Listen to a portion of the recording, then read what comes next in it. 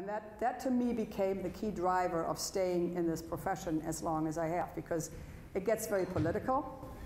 I'm an economic developer by training and trade, but you deal with local municipal elected officials, you deal with state elected officials, you deal with federal elected officials, and everything becomes politicized. But at the end of the day, the goal is that somewhere along the line, somebody is working and somebody is taking care of themselves. Because I do believe what Ewing Kauffman said, the best social service is a well-paid job with benefits. And that's truly my belief. The job in Berrien County gave me a jump to the state of Michigan, so I was a state employee for a while, and that was something that I couldn't handle. I was way too, I needed to have my own sphere. And my goal always was, after I learned this profession, to run my own show. And at the time, there were very few economic development organizations like The Right Place. Most of them were either attached to a city or a county. And there were no women in the business. I went to economic development training at the University of Oklahoma, and there were 160 of us in the class. You would go through 3 years of classes, and there were 16 women out of 160 men. And most of those were Southern guys, because the South really had perfected the profession of economic development. So again, very, very few of us who were even in leading positions at the time, there were nobody. I mean, it was all totally white guys in ties, if I may say so. But somewhere along the line, I ended up in Grand Rapids, whilst working for the state and Grand Valley State University. And at the time, they had just founded The Right Place, and I was really, really intrigued by this new organization. Very different makeup, private-public partnership, private-public funding. There was only one like it in the Midwest, and it was in Fort Wayne. And I became very intrigued. And at the time, I was actually counseling startups and entrepreneurs. I read more business plans than I can remember, and help people figure out, do I want to go into business or don't I want to go into business? And along came this new organization. I was very intrigued and started working, collaborating with them. And my predecessor, who some of you may know, I know Nancy Crandall knows Milt Rohr, he had this job first, from about the mid-'80s to the late '80s. And Milt then took the job at the Chamber of Commerce. And I would have never, ever at that time thought of having the guts to apply for this position. I just didn't. This is Grand Rapids. I'm a young woman in my early 30s. It's a conservative community. And so I decided on a different strategy. And isn't that like a woman? I mean, just, you know. But I decided to help them find the right person. And then I wanted to be number 2. Because in my world, usually the longevity of somebody in my job is about 7 years on average nationwide. To be in this job 24 years is highly unusual.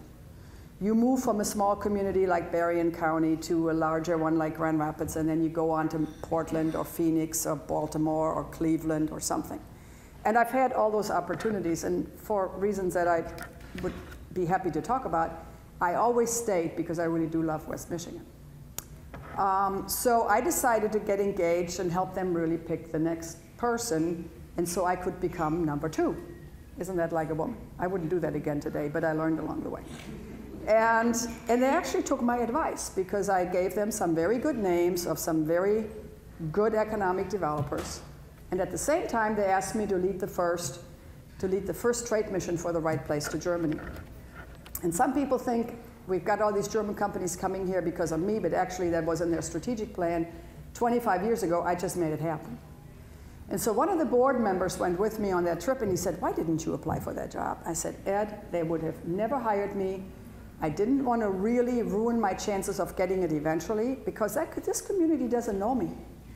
Okay, I'm a young woman, I'm an immigrant, I'm new to this town, you know, they have to get to know me.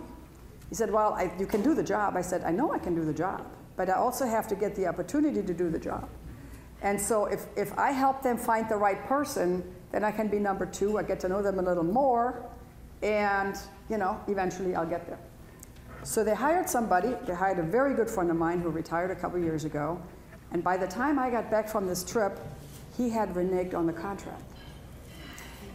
He had actually, his community, and this wasn't a bad thing, his community had offered him more to stay because they didn't want to lose him. And so they didn't have anybody. So for 8 months, this position was open. And on a Monday morning, Milt Rohr, who's a very good friend of mine, called me and said, I want to talk to you. And I thought he wanted to download on my trip to Germany and what we've accomplished and so on and so forth. And he said, so-and-so backed out of this job. Would you be interested in this job? I'm like, oh my God. And I said, yes. And then I made my second mistake, and he said, how much would you need me to pay you? Instead of me saying, how much would you have paid Jim, I said X, and he said, great. And I'm like, I sold myself for two. I was a lousy negotiator, but I wanted this job so badly because it would lead me down what I wanted to do that I'm like, fine, okay. And I knew the minute he said yes immediately, didn't I? And Milt may not even remember this, but I do. We were sitting at Bentham's, and I thought, darn it. And I said, well, what the heck? Take it, run it, grab it, and run with it. But the other interesting thing was, this is a young woman, fairly new in Grand Rapids, and so this had to go before a very, very powerful board of all the major business leaders.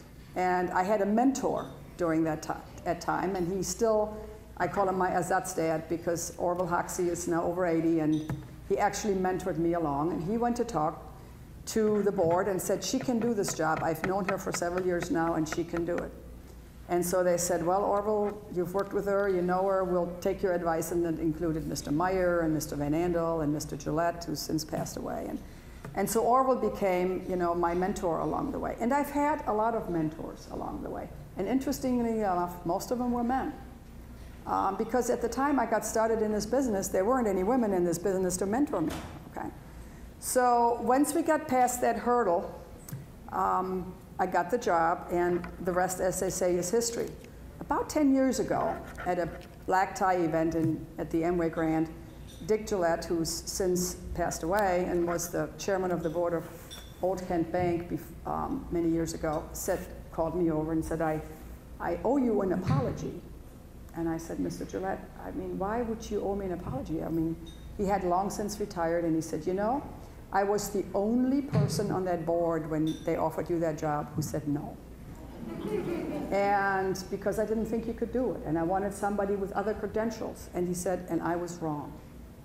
And I thought that was a very big thing for somebody in his position to admit that in fact he had made a mistake, and it almost made me cry, and it still does, because not a lot of people are that big to say, I was wrong. So the organization at the time was fairly small. And I started building it up. And today we have, I think, a national and international reputation. It continues to be an awful lot of fun for me. I'm very passionate about this work. And like I said, I'm passionate about it because it involves people. And helping a company help a person, to me, is incredibly rewarding. It involves, and I'm a nosy kind of person. And the nosy in the positive sense of that I like to be involved in building a community. And there are three kinds of economic developers. There are deal makers who bring the company, they make the deal, they do it for 5 or 6 years, and they move on to the next big thing. There are gunslingers. They come, they do a few deals, they kill a few people in the process.